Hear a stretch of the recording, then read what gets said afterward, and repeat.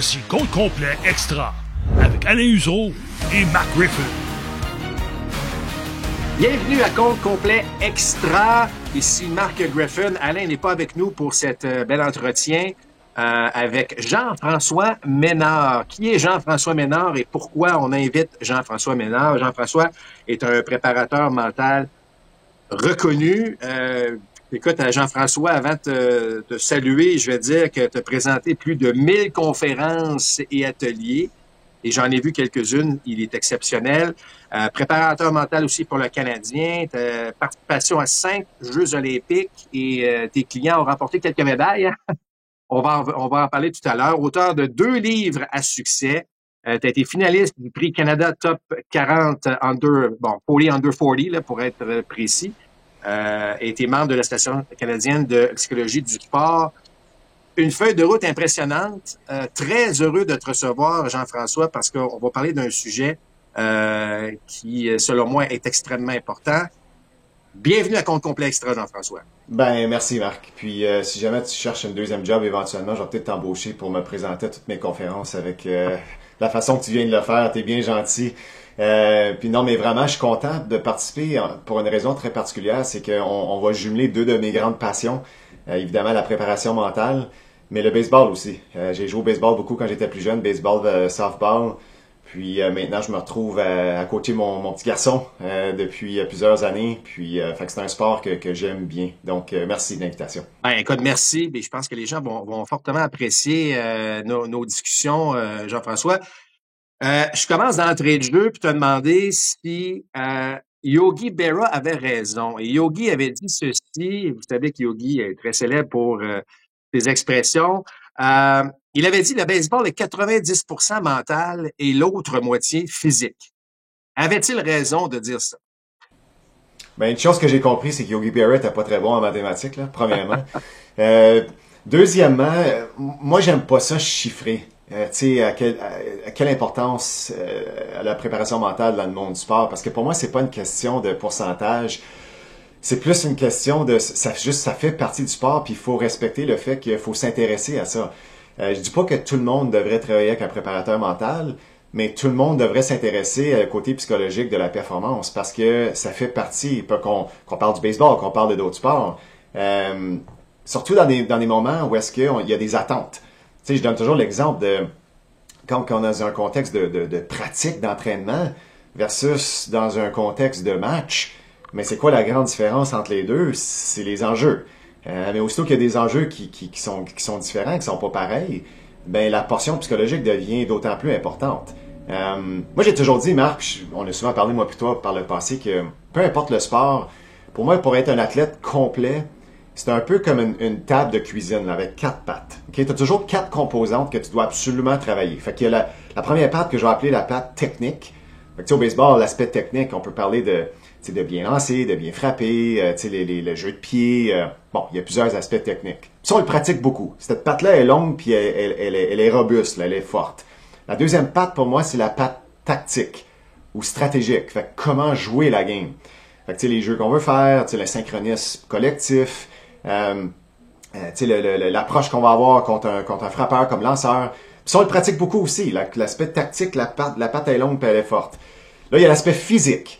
D'être puissant, d'être rapide, d'être flexible. Le travail qu'on fait en gymnase. La nutrition qui vient là-dedans aussi. Mais ça, on le travaille beaucoup aussi. Mais pour vraiment être un athlète complet, il y a une 4e patte qui est la patte psychologique qui... encore en 2025, selon moi, est pas entraîné assez comparativement aux autres, puis qu'on le voit dans des situations critiques. Tu sais, tu penses dans les séries au baseball, les champions mondiaux, les séries mondiaux, on le voit ceux qui se démarquent. Puis c'est pas toujours les meilleurs joueurs d'un point de vue talent, mais c'est ceux qui sont capables justement de reconnaître le fait que les attentes vont être différentes. Il va y avoir un petit peu plus d'anxiété à gérer. Il va falloir que je me concentre peut-être un petit peu plus. Il va falloir peut-être que je bâtis ma confiance un petit peu plus parce que la situation n'est pas comme d'habitude. C'est pas tous les athlètes qui comprennent ça, puis c'est pas tous les athlètes qui priorisent ça. Alors, pour moi, c'est pas une question de c'est-tu 90%, c'est-tu 100%, c'est-tu 50%, c'est que pour moi, c'est une des 4 pattes. Puis quand tu as 4 pattes qui sont solides et longues et pareilles, d'un point de vue, tu sais, à quel point on les respecte et on les entraîne, mais la table est stable. Mais si tu as une patte qui est un peu plus courte que les autres, ben j'ai pas besoin de te dire que la table va être chambranlante un peu, puis on le voit, les athlètes. Tu sais, je sais que tu penses à des joueurs en ce moment, quand je t'explique ça, là, que point de vue technique, tactique, physique, c'est des athlètes exceptionnels. Mais quand ça vient le temps de performer au moment opportun, ils sont pas toujours là. Puis pour moi, c'est vraiment psychologique, c'est vraiment émotionnel, cette situation-là. Écoute, c'est fort intéressant ce que tu dis. Puis là, je vais te mettre un petit peu dans ma question qui me vient à toi, puis ça fait évidemment bien du sens, là, la fameuse table, mais comment on peut aider quelqu'un, que ce soit un athlète professionnel ou même un jeune qui s'en va dans les gymnases très bientôt pour les camps d'entraînement, par exemple, au baseball, mais qu'est-ce qu'on peut faire pour s'améliorer, outre d'aller voir un préparateur mental, c'est super comme tu le mentionnais, mais c'est pas tout le monde qui peut ou peu importe. Comment un jeune peut se préparer? Parce que là, on sait que c'est important, on sait qu'il fait partie de la patte, puis on doit être équilibré vis-à-vis les autres aspects, mais comment on peut au moins se doter de quelques outils à ce niveau-là? Ouais, c'est une excellente question. Peu importe le sport, Marc, il y a toujours une saison morte. Il y a une saison où est-ce qu'on a plus de temps à faire des choses qu'on n'aurait vraiment pas le temps de faire en saison. Parce que le rythme, surtout quand on parle des athlètes professionnels, mais même les athlètes de haut niveau ici au Québec, une fois que la saison commence, des entraînements quasiment tous les jours, puis des matchs, puis ça va vite, OK?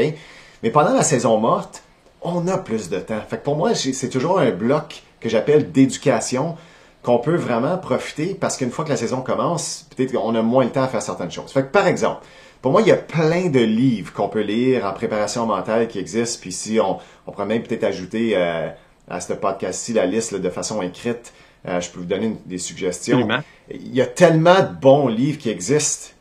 Puis pour moi, la lecture demeure une forme d'éducation qui est extraordinaire. Est-ce que l'athlète va le faire pendant la saison? Peut-être qu'il y a moins le temps, mais pendant la saison morte, il n'y a pas d'excuse. Tu sais, pour moi, c'est un moment qu'on peut le faire. Un deuxième exemple, pratiquer comme la respiration consciente, par exemple, de pratiquer à pouvoir se calmer sur demande.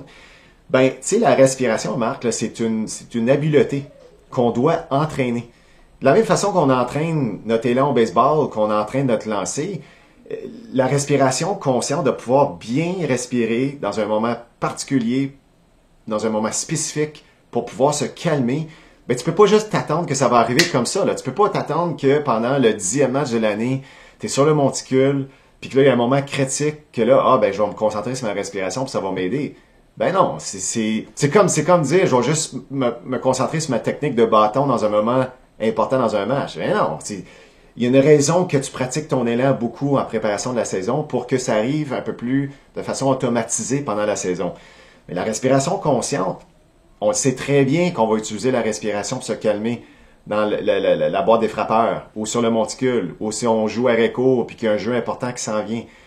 Mais est-ce qu'on pratique la respiration consciente à tous les jours pendant la saison morte pour s'assurer qu'on sait comment bien inspirer, bien expirer, pour que le cerveau comprenne justement qu'on doit enclencher un mécanisme de relaxation, qu'on peut s'entraîner à ralentir les ondes, la décharge électrique dans notre cerveau sur demande comme ça. Est-ce qu'on fait ça?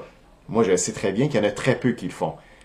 Mais si tu fais ça tous les jours pendant la saison morte, ben tu peux penser que ça va être plus facile de le faire pendant que tu joues des matchs, par exemple en saison. On parlait de visualisation un petit peu en préparation du podcast. C'est la même affaire. Quand je demande souvent aux athlètes à quel moment que tu visualises, ils vont me dire, ben avant un match important ou avant une présence importante au bâton. Ben oui, mais t'es trop tard. Si tu penses que la visualisation va être bien faite dans des moments où tu es extrêmement anxieux ou tu as peur d'échouer, ben bonne chance, là. Les chances que tu le fasses comme il faut sont très minces, mais de le faire, d'apprendre à le faire comme il faut dans la saison morte, on peut visualiser beaucoup, même si on n'est pas dans la saison, là. Puis quand on parle de visualisation, il y a plein d'affaires qu'on peut bien faire. Donc, par exemple, souvent, quand les athlètes visualisent, qu'est-ce qu'ils vont visualiser, Marc, par rapport à une situation de jeu? Est-ce qu'on visualise un petit jeu simple ou on visualise la flèche qu'on frappe par-dessus la clôture, puis que les buts sont remplis, puis ben moi, je challenge les athlètes dans tous les sports. C'est que si tu visualises seulement quelque chose qui va arriver de façon rare, qui arrive une fois aux 15, 20, 30 matchs, mais c'est quoi l'utilité de visualiser quelque chose qui va arriver de façon, en fait, qui arrivera peut-être même pas pendant l'année. Mais est-ce que tu visualises, par exemple, rester calme dans la boîte des frappeurs? Là, tu vas me dire, ben oui, mais tu marques pas des points, ben oui, tu peux visualiser ton état psychologique et émotionnel dans la boîte des frappeurs. Est-ce que tu visualises être un compte complet, puis de faire un bon élan, de mettre le bâton sur la balle, mettre la balle en jeu, parce que c'est ça ta job? Est-ce que tu visualises ça?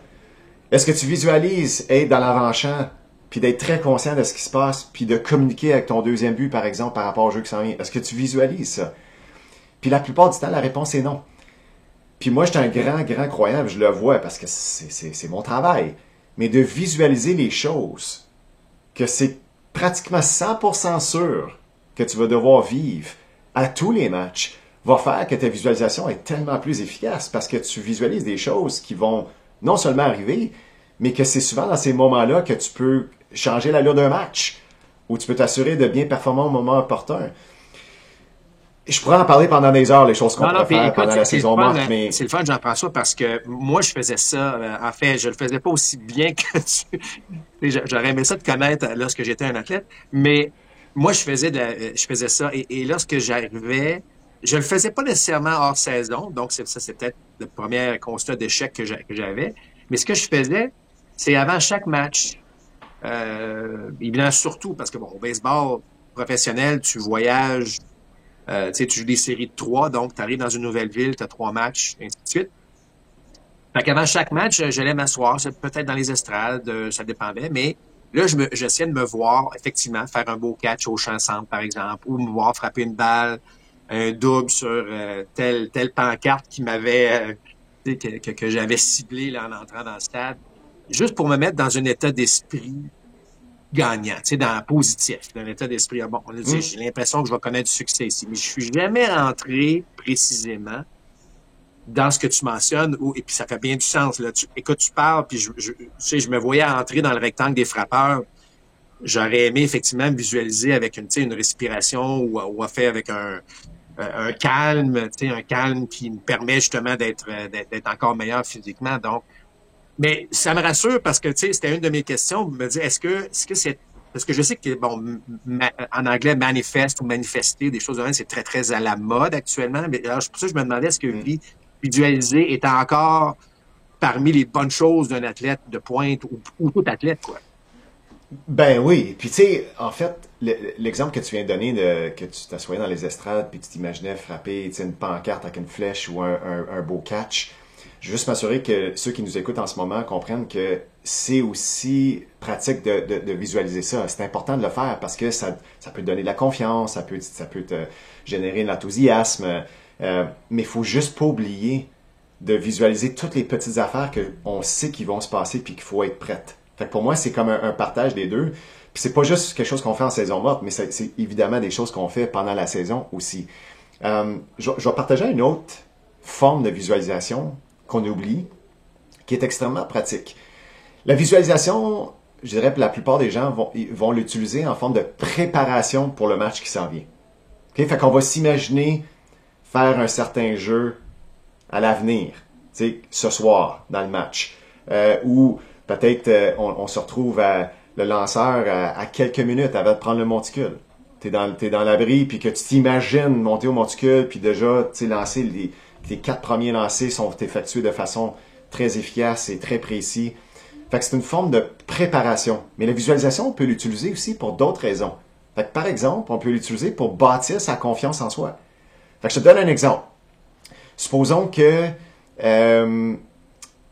t'es troisième frappeur, les choses vont très bien, mais là, tu affrontes un gaucher. Ça fait un petit bout que tu as affronté un gaucher, puis que les 3-4 derniers matchs que tu as affronté un gaucher, ça a été plus difficile. T'es une couple de matchs que tu as été 0-4, ou t'as mis le bâton sur la balle, mais c'était pas convaincant. Mais la visualisation que tu peux faire, c'est, tu dis, OK, je vais affronter un lanceur gaucher ce soir. C'est quand la dernière fois que j'ai affronté un lanceur gaucher puis ça a bien été? Parce que souvent, quand on voit une menace devant nous, notre mémoire est très court terme. On va penser les derniers quelques matchs qu'on a, mais ça n'a pas bien été contre les gauchers, là, les 3-4 derniers matchs. Mais la dernière fois que ça a bien été contre un gaucher, puis ça se peut que ça fait peut-être, je sais pas moi, 4 mois passés. Mais de visualiser ce match-là, parce que notre cerveau se souvient des détails, Marc, des bons moments positifs, là. Et surtout ceux qui sortent du lot, là, qui sortent de l'ordinaire, on s'en souvient, puis on s'en souvient longtemps. Mais d'imaginer ce match-là, à quel endroit que c'était qui le lanceur, c'était-tu pendant la journée, c'était-tu pendant la soirée, tous les petits détails associés à ça, puis d'imaginer, de revoir, de repasser dans ta tête tous les détails associés à ça, qui fait que tu vas vivre les mêmes sensations, les mêmes émotions de fierté, de satisfaction, de joie, au moment même, qui sont associés à 4 mois passés, mais t'es vis là, juste avant ton match de ce soir-là. Fait que là, tout d'un coup, en vivant ça, mais là, tu penses à ton match du soir qui s'en vient, puis tu vois ça avec un autre paire de lunettes. Tu vois pas ça de la même façon. Puis tu viens juste de bâtir la confiance par rapport à un lanceur gaucher qui s'en vient. Fait que ce que je viens d'expliquer, c'est de la visualisation. Mais c'est par rapport à un moment du passé, pas par rapport à l'avenir. Ouais. Puis parfois, ça dépend des situations, mais des fois, je vais décourager les athlètes de trop visualiser l'avenir.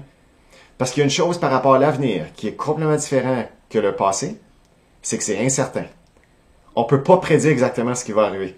Puis parfois, trop visualiser l'avenir peut te jouer des tours parce que t'es pas assez concentré à ce que le lanceur te donne dans le moment même, son approche, son état.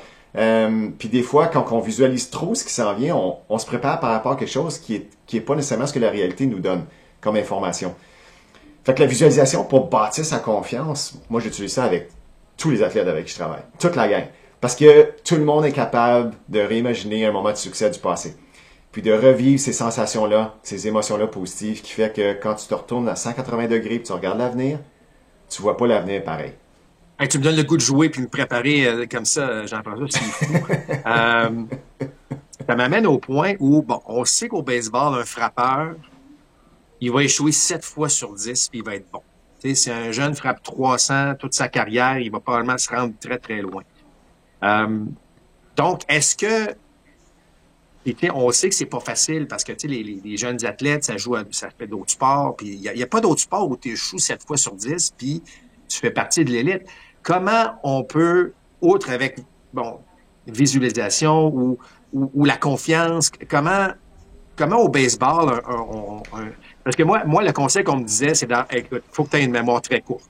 Comment dit, je suis peut-être 0 en 10, c'est pas grave, tu comprends, faut que j'apprenne. Donc, avoir une mémoire très courte, c'est puissant au baseball à ce niveau-là. Est-ce que c'est bon, est-ce que c'est pas bon? Mais comment un jeune ou même un athlète peut traverser une saison complète en se disant je vais échouer 7 fois sur 10 et même plus?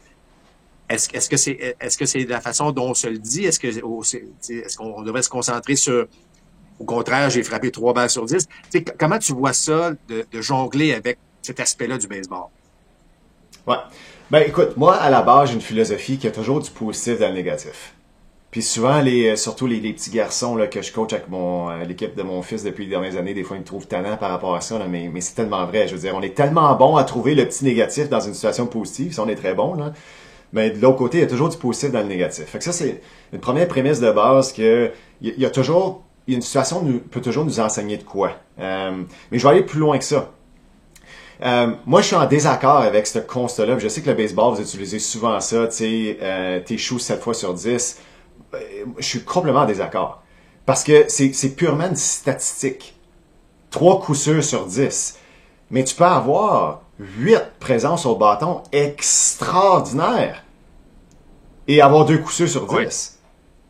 Tu sais, tu peux frapper 4-5 flèches sur le nez, là, puis il y a eu des beaux catchs, ou tu sais, t'étais malchanceux, t'as frappé directement dans la mythe, ou t'as affronté un lanceur, le meilleur lanceur de la ligue, puis t'as un retrait au bâton, mais il a lancé 9 lancers, là.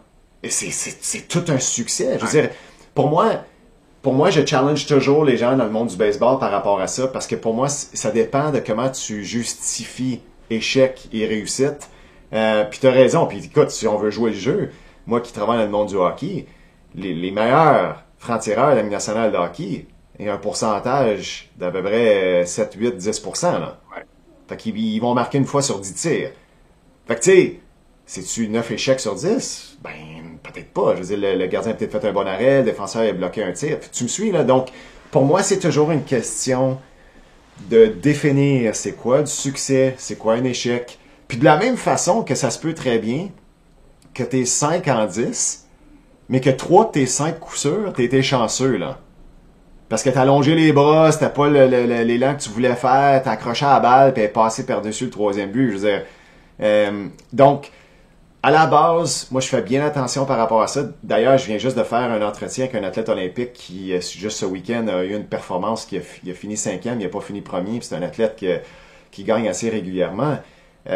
Mais notre entretien d'1 heure était axé sur toutes les bonnes affaires qu'il a faites, puis les leçons qu'il a apprises. Je sais très bien que cet athlète-là a des très bonnes chances qu'il va rebondir très rapidement la semaine prochaine, grâce à ces expériences-là. Donc, pour moi, c'est beaucoup une question de perception. Pour revenir vraiment à ta question, là, c'est vraiment une question de perception, puis de bien comprendre la réalité de ce qui se passe. Puis d'avoir une mémoire à court terme. Moi, je pense que des fois, quand on est dans une impasse négative, puis ça se peut très bien qu'on ait 2, 3, 4 présences, qu'on n'a pas été très bon. Pour moi, c'est qu'est-ce qu'on apprend de ça? Puis de s'assurer que quand on se présente dans la boîte la prochaine fois, qu'on est 100% décroché du dernier jeu. Puis ça, j'utilise la métaphore du velcro, là. Des fois, je vais taquiner les athlètes en disant clairement, t'es un velcro, là, t'as pas su être décroché du jeu d'avant par rapport à où est-ce que t'es en ce moment. Mais les grands athlètes, puis c'est pour ça que j'aime les sports comme le golf, le tennis, où est-ce que il y a tellement de moments en peu de temps que tu dois décrocher puis te reconcentrer. Le baseball, c'est un exemple. Le hockey, c'est un exemple aussi, où est-ce que tu peux avoir 20, 25 présences dans un match. D'avoir des petites techniques justement pour tu sais, pas nécessairement oublier ce qui est arrivé, parce que tu peux pas te forcer à oublier quelque chose. Et on peut prendre une minute parler de ça, là. Moi j'adore le concept, tu sais, quand les coachs vont dire oublie ce qui vient d'arriver. Penses-tu que l'athlète va vraiment oublier son strikeout qu'il vient de faire puis il a de l'air ridicule? Tu sais, tu demandes à quelqu'un d'oublier quelque chose, en fait tu lui rappelles d'y penser. Ouais. Puis la meilleure façon de ne pas penser à quelque chose, c'est de te forcer à penser à autre chose. On oublie des choses par défaut. Tu sais, quand tu oublies tes clés, Marc, à quelque part, tes clés de voiture, tu peux pas te forcer à les oublier. Tu vas les oublier parce que tu as passé attention à quelque chose d'autre qui a fait que tu as oublié tes clés. Donc, c'est pour ça que tu sais, d'avoir des routines qui sont préétablies, d'avoir des petites façons de faire, justement, avec la respiration, te calmer, de comprendre ce qui est arrivé, de remettre ton focus sur ce que tu vas faire le prochain jeu. Mais ça, c'est toute une routine qui est préétablie pour, justement, laisser de côté ce qui est pas important. J'adore le velcro. Ça, c'est quelque chose que j'ai retenu personnellement, là. Je trouve ça une métaphore, ou en tout cas une image qui est très, très forte à ce niveau-là. Deux choses ce que tu as mentionné. Je me souviens, moi, j'ai eu un entraîneur, Jean-François, lorsque j'étais avec l'équipe canadienne. Donc, mais j'avais 18 ou 19 ans, donc maturité moyenne, on va se le dire. Mais il m'avait dit ça à un moment donné. Ça allait pas bien, j'étais 0-4, tu sais, une espèce de match là, très ordinaire. Et il m'avait dit, OK, c'est sûr que dans ce match-là, il y a un élément qui est positif que tu peux retenir. Puis là, écoute, je grattais, puis j'en trouvais pas. Puis là, lui-même dit qu'il m'en avait trouvé 3. Ah, t'es au champ centre, t'as atteint l'intercepteur à un moment donné, ça a empêché le gars d'avancer d'un but de plus. Ben, c'est un point positif. Mais c'est pas grand-chose, il n'y a pas grand monde qui vont voir ça quand ils vont voir un match de baseball, mais l'athlète doit quand même composer là-dessus. J'aurais aimé me concentrer davantage là-dessus parce que j'avais un caractère assez fort. Mais c'est toutes des bonnes idées.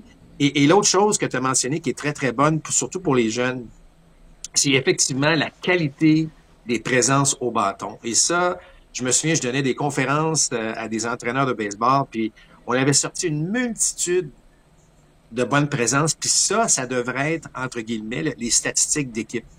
Autrement dit, tu as parlé tantôt de statistiques. Effectivement, le marqueur t'a donné un coup sûr, t'as pas donné un coup sûr, t'es 3 en 10. Mais effectivement, une présence au bâton de 9 lancés, comme tu as mentionné, ça, c'est une présence de qualité. Tu sais, t'es 0 et 2, puis tu as remonté ça à 3 et 2, puis tu as réussi à tirer un but sur balle, présence de qualité. Ou même si c'est un retrait, t'es passé de 0-2, tu t'es battu. Donc, il y a une multitude de façons effectivement, puis plus on commence jeune avec ça, Jean-François, j'ai l'impression que plus on peut aider les jeunes à justement à réaliser les bons côtés de ce qu'ils font, parce que le baseball est un sport de statistiques. Tu sais, tantôt, tu as dit que c'est une statistique. C'est clair. Mais on est pris aussi avec notre sport à ce niveau-là. Tout à fait. Puis tu sais, moi, j'étais un grand croyant de ce que j'appelle célébrer les petites victoires. Tu sais, juste pour mettre des termes là, sur ce que tu viens de dire, Marc. Parce qu'il y a toujours des petites victoires, même dans les matchs les plus difficiles. Sont faciles de trouver les petites victoires dans les matchs que ça va bien. Mais moi, j'ai toujours dit que ceux qui sont très forts et fortes mentalement, c'est ceux qui sont capables d'avoir la bonne attitude et de reconnaître les bonnes petites choses dans des moments que t'es pas supposé. Ça, c'est être fort mentalement. Mais d'avoir une bonne attitude puis d'être de bonne humeur quand les choses vont bien. Tout le monde est capable de faire ça, là. Puis d'ailleurs, il n'y a rien qui nous permet de rebondir. Puis ça, c'est prouvé de façon scientifique. Ce qui nous permet de rebondir le plus rapidement puis d'être résilient dans des situations difficiles, c'est justement d'avoir une approche, pas nécessairement juste positive, mais une approche avec des pensées constructives. Ou des pensées associées à ce qu'on veut, pas ce qu'on veut éviter. D'avoir un discours où est-ce qu'on s'appuie dans la démarche. Pas qu'on se flagelle, puis qu'on est super critique et négatif avec soi-même. Puis éventuellement, comme tu vas t'en sortir. C'est pas une question de si tu vas t'en sortir, c'est une question de juste de temps. Puis ce que j'adore dans le baseball, puis je suis certain que tu vas penser à des noms des athlètes dans la Ligue majeure qui se démarquent de ce côté-là. Tu peux être 0-3, puis de 3 retraits au bâton. T'es pas dans la game pantoute. Mais t'arrives en 8e manche ou en 9e manche, ta 4e présence, puis t'as encore une chance d'avoir un impact sur le match. Parce que la nature du baseball, c'est que c'est terminé après 9 manches. Il y a pas de cadran, il n'y a pas de... Fait que c'est jamais fini. Puis moi, je mets un gros focus là-dessus, puis surtout avec les jeunes, quand je coach mon garçon, qui commencent le match un peu plus difficile.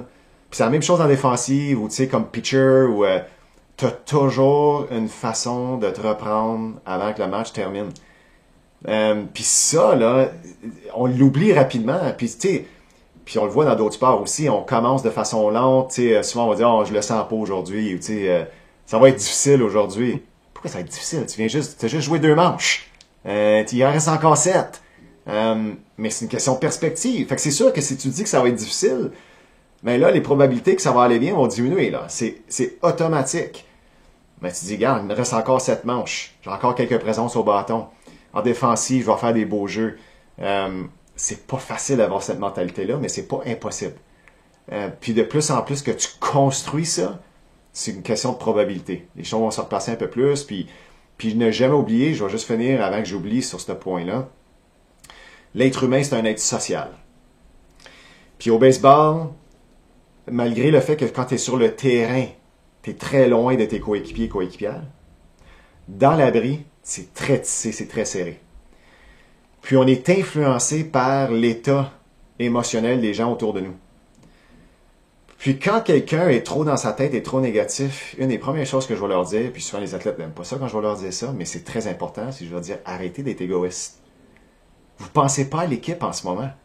Vous pensez à vous-même, là. C'est juste vous que ça va mal, puis que c'est la fin du monde, puis c'est un jeu d'équipe. Puis malgré le fait que tu es 0-2 et que tu as fait 2 erreurs dans le champ, tu fais encore partie de l'équipe. Puis si tes coéquipiers et tes coéquipières te voient quand même être debout puis encourager l'équipe, puis de quand même garder un certain moral, ils vont dire « Wow! Comme quel exemple! Quel coéquipier, coéquipière! » Puis ça, c'est des petits aspects. On parlait de visualisation tout à l'heure, là. Moi, je vais souvent demander à des athlètes de visualiser des moments difficiles. Je veux que tu visualises le moment après que tu te fais retirer au bâton. Je veux pas que tu visualises te faire retirer au bâton. Je veux que tu visualises le moment là, que tu dois sortir de la boîte des frappeurs, là, puis là, tu veux vouloir mettre ta tête basse puis marcher là. Je veux que tu visualises ce moment-là, puis je veux que tu visualises la façon que tu veux marcher. Ce que tu veux dégager. Parce qu'encore, puis souvent, je vais poser la question à l'athlète, tu vas-tu avoir un retrait au bâton au moins une fois pendant la prochaine saison? La réponse est oui. Parfait. Tu vas-tu avoir un retrait au bâton dans le prochain mois? Les chances sont très bonnes. OK, parfait. Tu vas-tu avoir un retrait au bâton dans la prochaine semaine? Ça se peut très bien. OK. Donc ça veut dire qu'il faut être prête à ce moment-là, parce que tu viens de me dire que c'est 100% sûr que ça va arriver.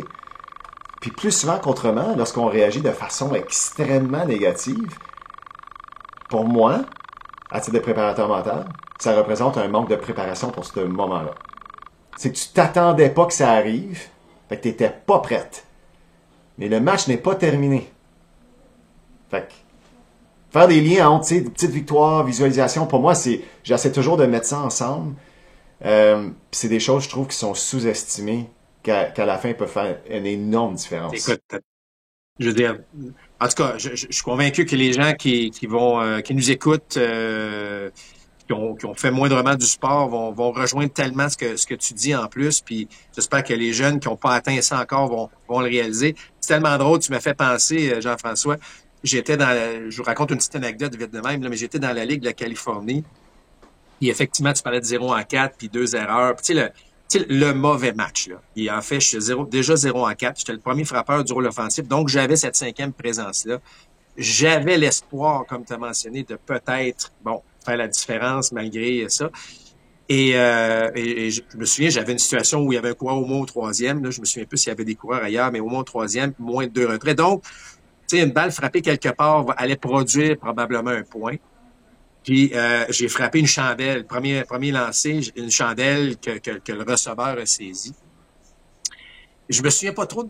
Je savais que j'étais pas content, puis je suis retourné à l'abri, puis on a perdu ce match-là. Le gérant me fait venir dans son bureau après. Et dans ce temps-là, c'est des cassettes VHS. Là. Je m'excuse, c'est mon âge. Mais il m'a dit, assis-toi dans le bureau. Il se retourne, il met la cassette dans le VHS et il dit pas un mot, là. Il fait juste partir, puis il dit, fais juste regarder de quoi t'as l'air. Et écoute, Jean-François, j'ai frappé la chandelle. Fait que déjà, une fois que j'ai réalisé que c'était une balle qui allait être saisie, mon langage corporel était affreux. Lancer le bâton, lancer le casque, babouner là, d'une façon extrême. Puis effectivement, on a perdu le match après. Mais il n'a jamais dit un mot. Il m'a dit, observe de quoi t'as l'air. That's it. Alors, j'ai regardé. On a regardé la séquence au complet. Il a cessé de la cassette. Puis il m'a regardé, je l'ai regardé, je suis sorti du bureau. C'était la dernière fois à ce moment-là que j'ai, tu sais, tu parlais d'aspects négatifs dans une équipe, tu parlais surtout des joueurs qui sont considérés comme des leaders là, dans une équipe. Ça a tellement une grande influence sur tout le reste. Donc, ton influence positive peut amener quelque chose d'extraordinaire, mais ton influence négative peut tellement traîner tout le monde vers le bas. Puis ça, c'est important. Donc, ma question à toi, c'est que un coach maintenant qui vit ça, tu sais, qui vit que son athlète, je dirais pas son meilleur athlète, mais certainement un des joueurs qui est influent dans l'équipe, draine un peu tout le monde vers le bas. Comment un coach, c'est plus pas une question facile pour toi, là, mais comment on pourrait essayer de faire en sorte que ça puisse aller un petit peu mieux puis que l'esprit d'équipe reste, tu sais, quelque chose de fort, là? En fait, la vidéo ne ment pas. Ben ouais. Puis tu parlais, moi, écoute, je vais utiliser cet exemple-là, puis je vais renchérir parce que souvent, quand on filme une performance sportive, que ce soit au hockey, que ce soit au baseball, que ce soit un skieur, un athlète en athlétisme, la raison première qu'on enregistre, c'est l'aspect technique ou tactique. Tu sais, qu'on puisse analyser, évaluer, ils se sont-ils bien déplacés comme arrêt court, chanson, t'as-tu fait les bons premiers pas pour te rendre vers la balle, ta route vers la balle, étais-tu bonne, tu sais, ton élan, est-ce que t'étais bien positionné? Tu me suis? Ouais. Fait que souvent, la vidéo, c'est utilisé pour analyser la game, technique et tactique. L'exemple que tu viens de donner n'a rien à voir avec ça. Ça a tout rapport avec ton langage corporel. C'est un moment après ton élan. Et lui, ça ne dérangeait pas ton élan, là. Il n'était pas parlé de ça, là. C'était ce que tu dégageais après. Donc, moi, j'adore la vidéo parce que puis cet entraîneur-là est très brillant en passant, là. Moi, je fais ça souvent avec les athlètes. C'est leur faire comprendre comment est-ce qu'ils se comportent, comment est-ce qu'ils se déplacent d'une place à l'autre. Parce que c'est pas toujours ce que tu fais en action qui est important, c'est entre les moments d'action qui est important. Comment tu te comportes sur l'abri. Fait Moi, j'encourage des fois des entraîneurs à filmer l'abri.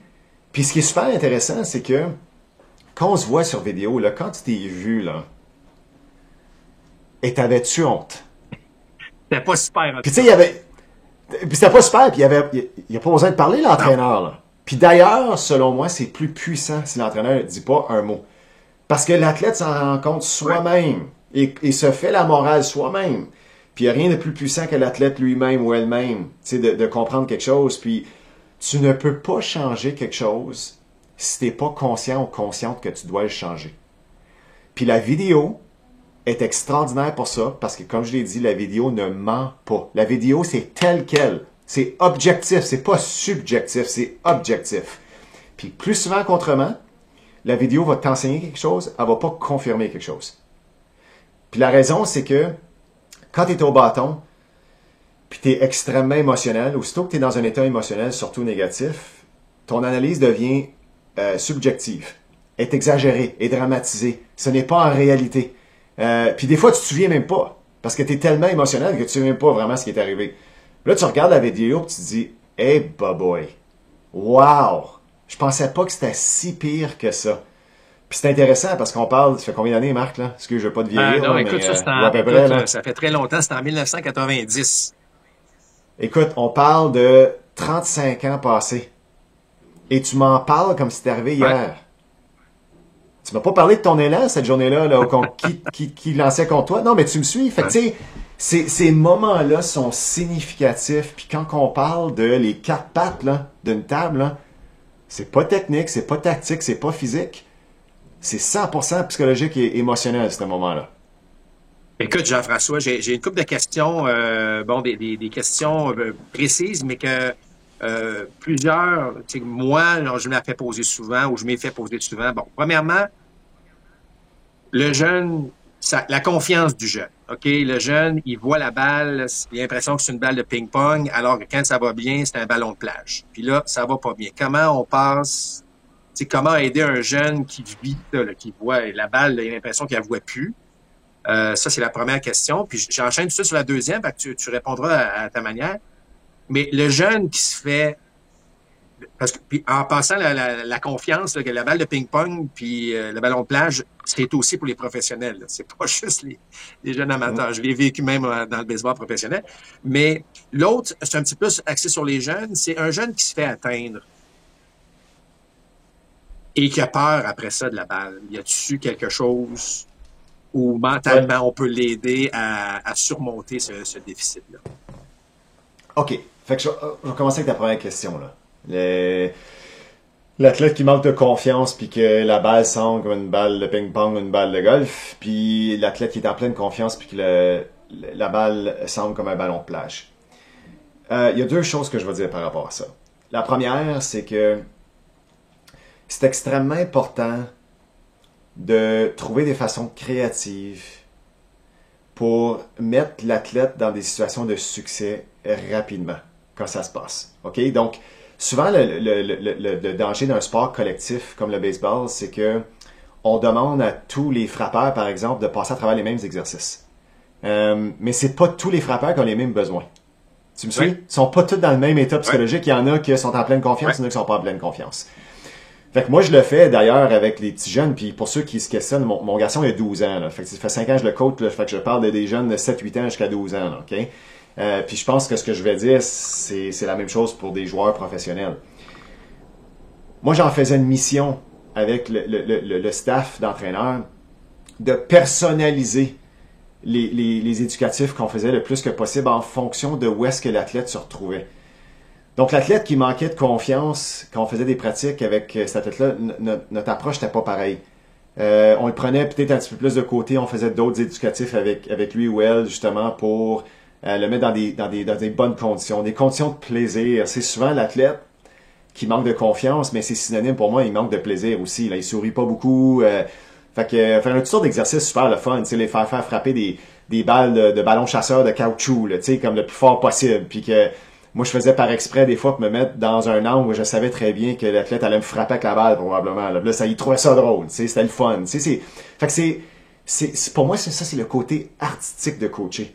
C'est de reconnaître, tu sais, des des petits détails, des petites situations qui fait que ce joueur-là a besoin de plus d'attention, plus d'amour pour justement le mettre dans des bonnes conditions, puis qu'éventuellement, ça l'aide énormément. Ça, c'est la première chose que je vais dire.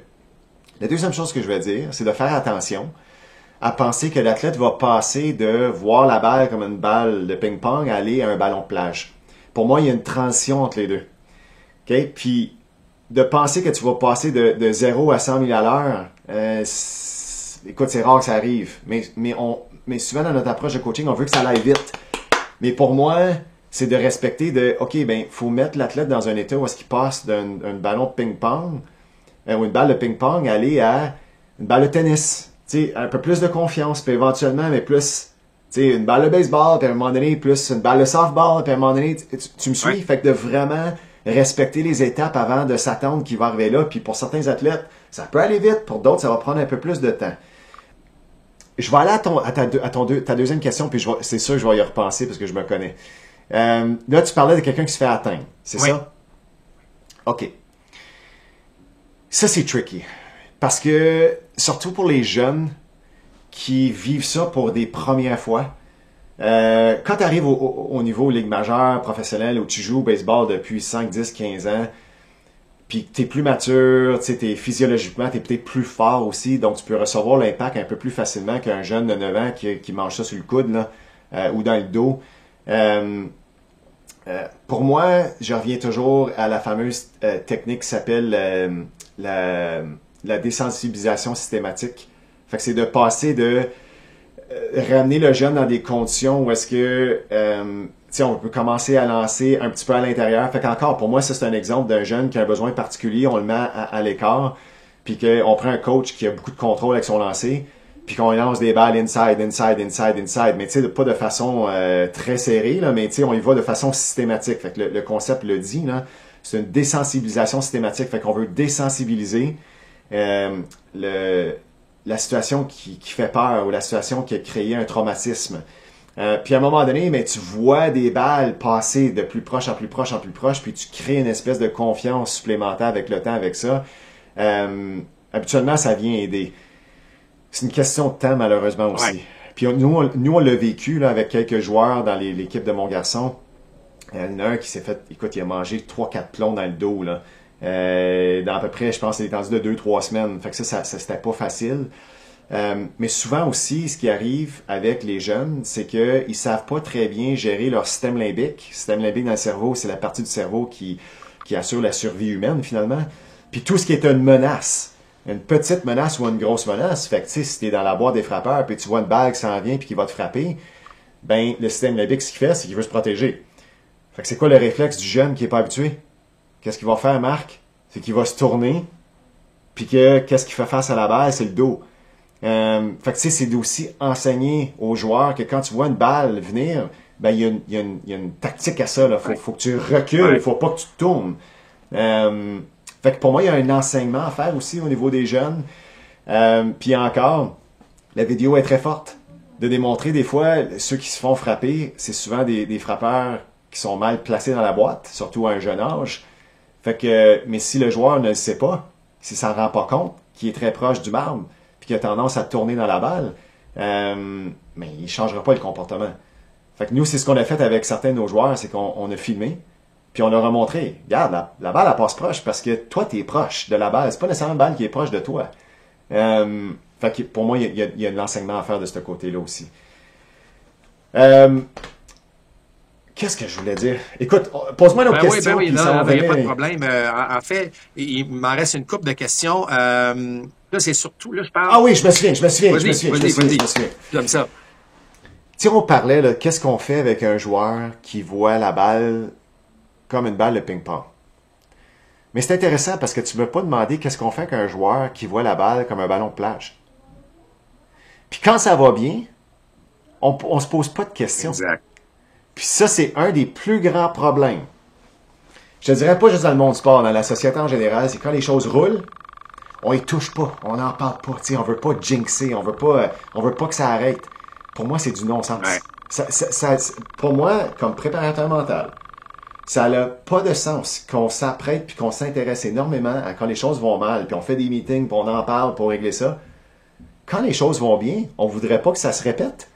On voudrait pas que ça continue. On serait pas intéressé à ce que on passe une séquence avec la séquence à une autre séquence avec les séquences qu'on a, puis qu'on s'améliore en plus, que ça passe d'un ballon de plage à une montgolfière. Tu me suis? C'est totalement...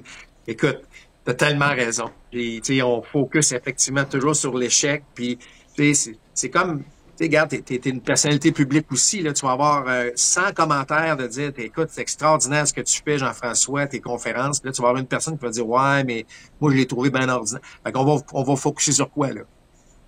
Et on va pas. Moi, j'appelle ça la technique Michael Kingsbury. Bon, là, je sors les gens du monde du baseball, puis vous connaissez probablement le nom de notre fameux olympien, puis Michael, c'est peut-être l'athlète le plus dominant depuis les 10-15 dernières années. Non seulement au Canada, mais au niveau mondial, dans tout sport individuel confondu. Là. Puis, est-ce que c'est parce qu'il est talentueux? C'est sûr que ça l'aide. Est-ce qu'il y a une shape physique pour son sport? C'est clair. Est-ce qu'il y a des coachs extraordinaires? Aussi. Mais il y a une chose que Michael fait, puis que j'ai jamais vu ça chez d'autres athlètes. Quand il gagne, là, puis moi, mon approche avec lui, elle est très particulière. Quand il gagne, disons, ce week-end, il y a 2 courses en Chine, là, puis il gagne sa première. Puis là, moi, je le texte par WhatsApp, j'envoie un petit message. Je le félicite jamais, pour commencer. Je vais jamais dire bravo pour ta victoire, médaille d'or, je suis tellement fier de toi. La première chose qu'on fait, c'est qu'on parle de son expérience. Que ce soit négatif, que ce soit positif, on parle de son expérience. Parle-moi comment tu t'es préparé. Parle-moi de la communication que tu as eu avec ton entraîneur. Parle-moi de comment tu as fait pour gérer le changement de température. Parle-moi comment tu as fait pour gérer le fait que le gars, juste avant toi, il a eu sa performance de l'année, puis tu as dû rester calme, puis te concentrer sur ton game plan. Puis à un moment donné, une fois qu'on a fait le tour de tous les détails qu'il a fait, qu'il a gagné, puis qu'on finit toujours, écoute, ça fait 14 ans qu'on travaille ensemble, Marc. Incroyable. Puis que encore après 14 ans, on trouve des petites affaires après chaque performance qu'on n'a jamais discuté puis qu'on n'a jamais identifié auparavant. Mais on creuse. Mais la raison qu'il gagne souvent le lendemain, c'est pas parce qu'il a fini premier la journée d'avant. C'est parce que c'est tellement clair ce qu'il doit faire encore le lendemain qui a permis de gagner, ben il fait juste augmenter les probabilités que ça arrive encore. Donc, je reviens à mon commentaire de c'est rare qu'on me pose la question qu'est-ce qu'on fait avec un athlète quand ça va bien? Puis selon moi, c'est d'autant plus important que si ça va bien, ça va mal, d'avoir des discussions pour comprendre qu'est-ce qui s'est passé, qu'est-ce que la situation nous enseigne, pour poursuivre notre séquence positive ou de tranquillement sortir de notre léthargie. Écoute, puis bravo en passant, je sais qu'effectivement, ça fait près de 14 ans, tu mentionnes, là, je savais que ça faisait longtemps, mais quel travail, fait une équipe extraordinaire qui m'amène à la prochaine question, c'est que, puis là, je parle du coach, là, tu sais, on me dit qu'un coach qui aime son sport, c'est super, mais un coach qui aime son ou ses athlètes, c'est encore mieux. Tu comprends ce que je veux dire? Est-ce que, tu sais, autrement dit, on parlait de leader tantôt. Est-ce qu'un coach qui donne carrément là, à son sport, c'est bien, mais que ce sont ses athlètes qui sont sa priorité? Est-ce que c'est un peu ça qu'on devrait de cette manière-là qu'on devrait penser? Je sais où tu t'en vas avec ta question. De plus en plus, quand je dis de plus en plus, si on compare les années 80, 90, 2000, où est-ce qu'on est rendu en 2025, les athlètes veulent avoir des entraîneurs qui ont leur bien à cœur, qui ressentent leur présence, qui s'intéressent à eux individuellement, même si c'est un sport collectif. Je compare avec les années 80-90 parce que c'était très différent à l'époque. Tu avais des entraîneurs comme ça aussi, mais tu avais des entraîneurs qui étaient extrêmement durs. Puis tu sais, c'était beaucoup de cas de harcèlement, puis que tu sais, t'as passé dans ces années-là, Marc, là, fait que tu as sûrement plusieurs histoires. Mais fait que oui, je pense que c'est extrêmement important. Mais il y a une chose que je vais apporter comme nuance. C'est vraiment minime. C'est une façon de parler. Mais je trouve que ça a quand même un grand impact. J'aime pas ça quand les entraîneurs vont dire mes athlètes ou mon équipe. Ça fait très possessif. Puis je préfère quand un coach va dire plutôt les athlètes que j'entraîne ou les athlètes qui font partie de l'équipe. L'équipe, que je coach ou que je m'occupe. C'est vraiment minime, mais il y a l'aspect possessif que je trouve qui est un peu dangereux des fois. Puis je sais que c'est une façon de parler, mais il y a des athlètes qui le remarquent ça. Puis il y a des athlètes qui veulent pas être son athlète au coach. L'athlète veut juste faire partie du sport puis de l'équipe. Puis le coach, c'est une personne qui est en charge de l'équipe. Puis je trouve que quand on comprend cette nuance-là, on est capable aussi de se détacher un petit peu puis qu'on prend pas les choses trop au sérieux puis que, tu sais, trop à cœur puis...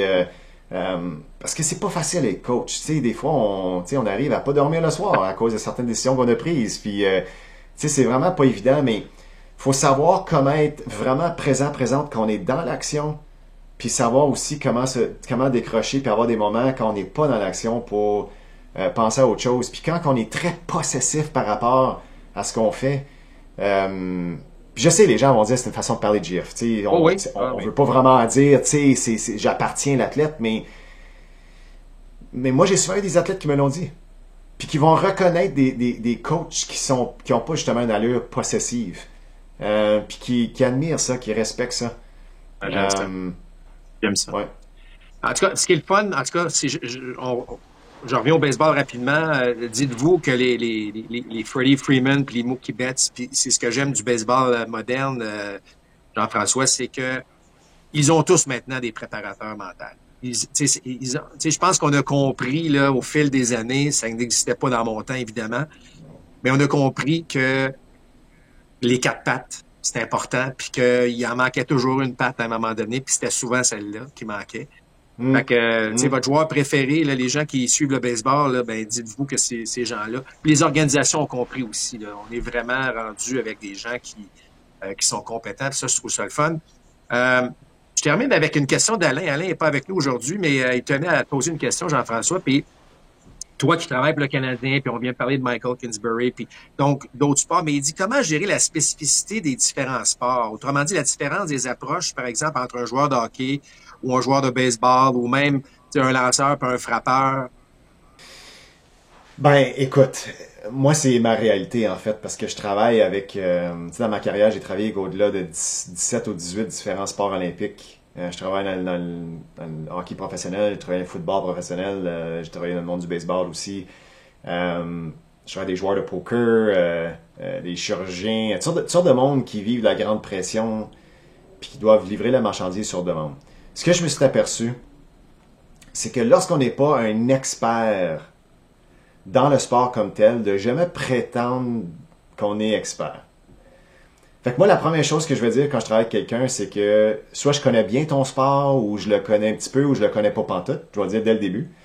Mais je vais poser plusieurs questions pour m'assurer de bien comprendre tes besoins, puis s'assurer de comprendre la culture, de comprendre le langage. Fait que tu sais, j'ai compris que dans le monde du snowboard, quand tu dis que tu as stampé un saut, mais ça veut dire que tu l'as bien atterri. Mais tu sais, je savais pas ça quand j'ai commencé à travailler dans ce sport-là, mais je l'ai appris. De la même façon que le hockey a sa culture, le baseball a sa culture, tu sais, la gymnastique a sa culture.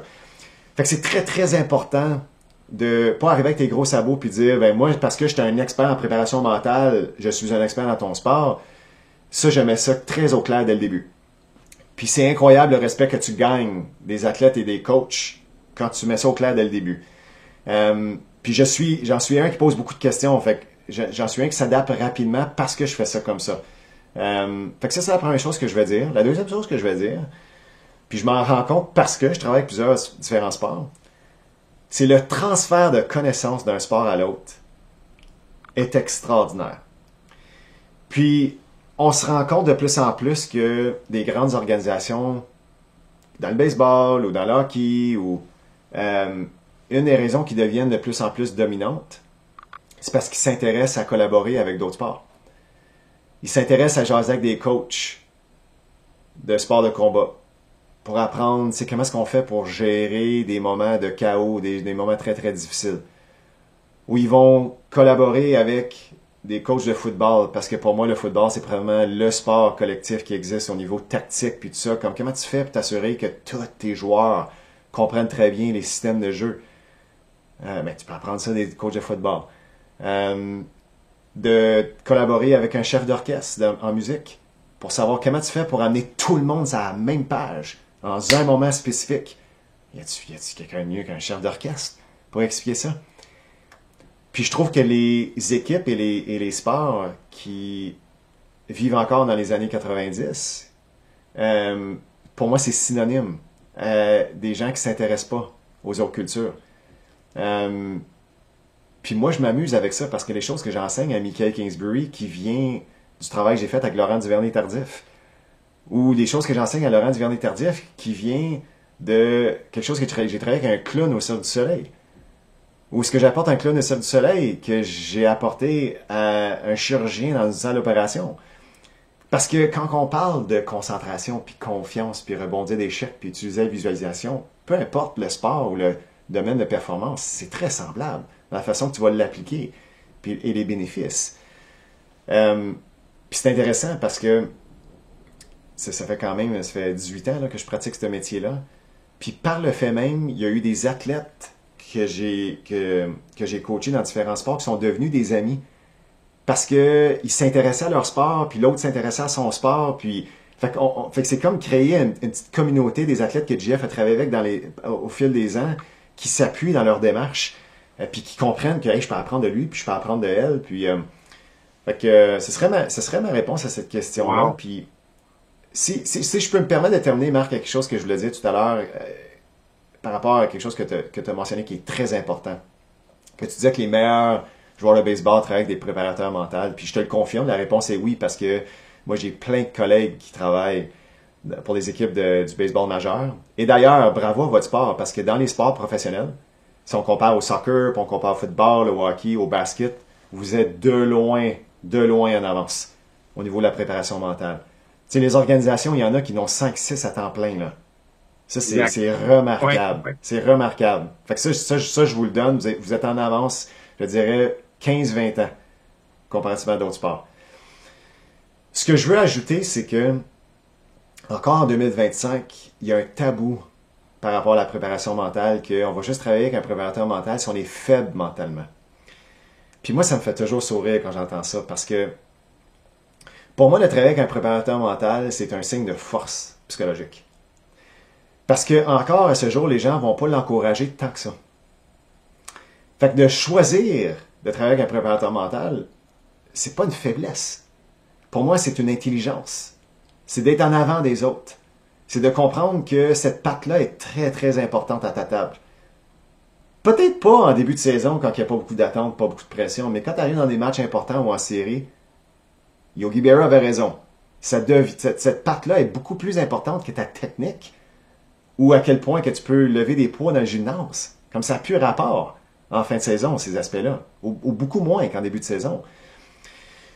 Puis moi, je travaille pas avec des gens qui sont faibles mentalement. Je travaille avec des gens qui veulent devenir plus forts mentalement. Fait que de la même façon qu'un athlète travaillerait avec un préparateur physique, parce qu'il veut devenir plus puissant, plus flexible, plus endurant, et moi, je fais la même chose avec les cerveaux. Puis mes collègues en préparation mentale, pour la plupart, c'est leur approche aussi.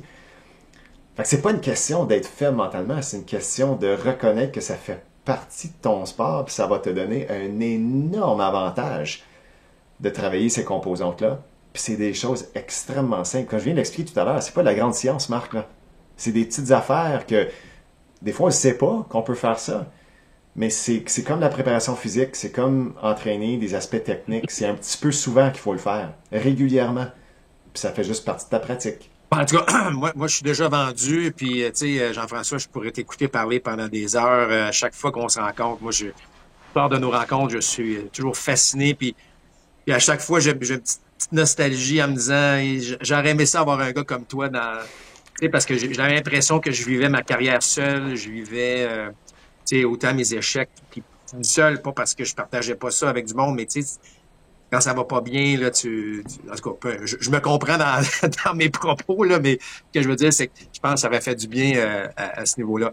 En terminant, Jean-François, j'aimerais ça qu'on parle de toi un petit peu. On a parlé beaucoup de sport, mais je sais que tu fais aussi beaucoup de choses avec des gens en affaires. Tu as parlé de médecins tantôt. Tu as écrit des livres. J'aimerais ça qu'on parle de tes 2 livres aussi. Des livres à succès, d'ailleurs. Parle-nous un peu de ce que tu fais outre, tu sais, encore une fois, on a parlé de sport, mais Préparateur mental, c'est pas juste axé sur le sport. Non, tout à fait. Donc, moi, je pratique mon métier, Marc, de trois différentes façons. La première, c'est que je fais du coaching. Fait que j'ai un certain nombre de clients que je fais du coaching individuel, autant des athlètes professionnels, olympiques, que des gens de tous les jours. Fait que des hommes et des femmes d'affaires. J'ai coaché des banquiers, des gens qui travaillent au gouvernement, des artistes de télé. Fait que ça, je m'amuse beaucoup là-dedans. La deuxième chose que je fais, c'est que je suis conférencier professionnel. Fait que non seulement dans le monde du sport, mais beaucoup dans le monde des affaires. Fait que pour des banques, des compagnies pharmaceutiques, des compagnies d'assurance, parce que c'est très compétitif. On pense que le sport, c'est compétitif, là, mais écoute, ces grosses business-là, je veux dire, ça roule, puis il y a beaucoup d'enjeux. Puis surtout, les gens performent à tous les jours. Ça arrête jamais.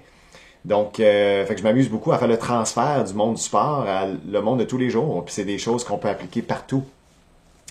Puis, troisième façon que je pratique mon métier, c'est à titre d'auteur de livres. Fait que j'ai 2 livres, un qui s'appelle l'Olympien au bureau, qui est toute la préparation mentale dans le monde du sport, transposée dans le monde de tous les jours.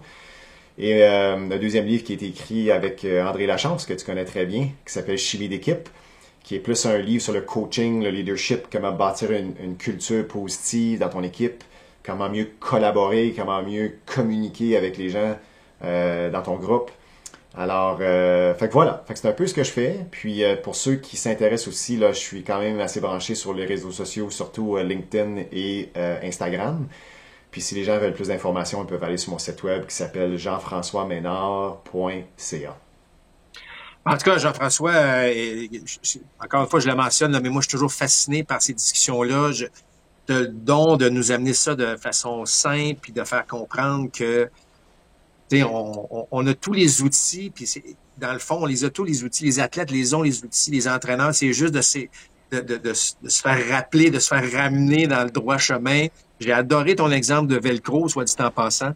Je trouve ça fantastique. L'image, là, je la trouvais forte. Fait que c'est le fun, il y a des choses qui nous accrochent encore plus à ce niveau-là. Merci de ton temps. Je sais que tu as mentionné tout ce que tu fais. Tu es extrêmement occupé. Extrêmement en demande. On apprécie beaucoup compte complet du temps que tu nous as consacré. On va évidemment souhaiter que les gens de notre entourage baseball, autant amateur que professionnel, vont prendre ces trucs-là en considération. Merci beaucoup, Jean-François Ménard. Ben, fait plaisir, Marc. Bonne journée. Alors, c'est tout pour Compte complet extra. On vous remercie d'avoir été des nôtres et puis continuez de nous suivre. Allez sur notre site internet www.comptecomplet.com pour en savoir davantage. À bientôt tout le monde.